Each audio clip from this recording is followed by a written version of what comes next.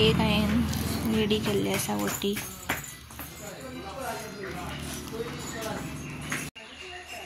दिवच आयज आवळा भोजन आनी आवळा भोजनाक लागून महालक्ष्मी देवी आमच्या गांवांत येता। आवळ्याचे झाड आसा थंयसर येवन ती बसता आनी तेका लागून आयज देवळा कडेन जेवण आसता। आनी आतां चल दाखयता तुमकां की कशी कितें करता तें।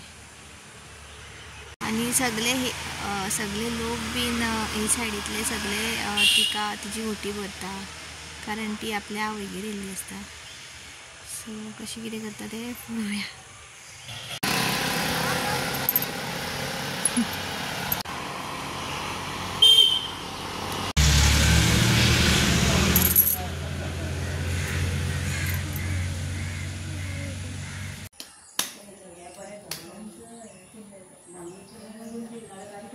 कितने झाले 5:30